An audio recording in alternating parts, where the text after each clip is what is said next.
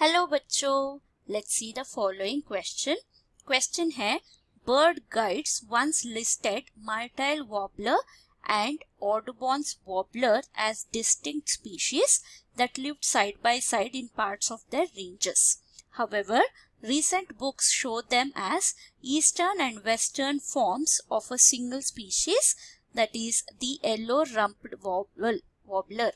Most likely it has been found that these two kind of warblers, options है A, live in similar habitats and eat similar food, B, interbreed often in nature and the offsprings are viable and fertile, C, are almost identical in appearance, D, have many genes in common.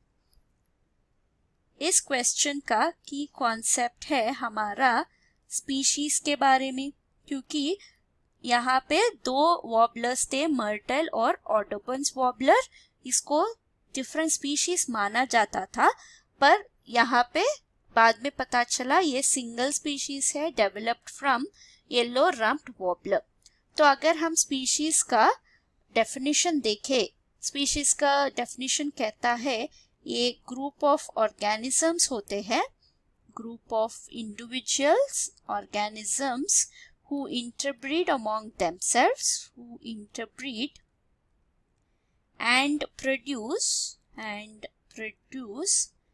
fertile offspring. So fertile viable offsprings को produce करना चाहिए of their own kind. इसको हम species कहते हैं. तो अगर हम इस वॉबलर्स का एग्जाम्पल ले, हमारे पास दो वॉबलर्स थे A एंड B. तो इनको माना जाता था ये डिफरेंट है क्योंकि इनका हैबिटेट जो है वो डिफरेंट है, हैबिटेट डिफरेंट था. इनका ईटिंग हैबिट जो था, ईटिंग हैबिट्स यानी हैबिट, वो भी डिफरेंट था. सो इनका फूड सोर्स जो है वो भी डिफरेंट था.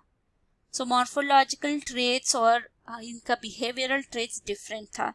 पर इनको कैसे कन्विंस किया, ये दोनों एक ही स्पीशीज का एवॉल्व्ड वर्जन्स है, तो क्योंकि ये दोनों इंटरब्रीड कर सकते हैं इन नेचर.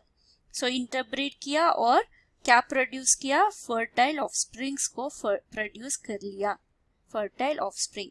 इससे हमें क्या पता चला, इनका एक कॉमन एंसेस्ट्रल बर्ड हुआ करता था जिससे ये दोनों एवॉल्व हुए हैं as a sympatric speciation.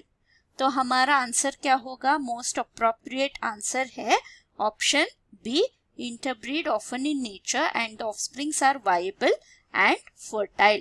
Hope you have understood the concept. Thank you and all the best.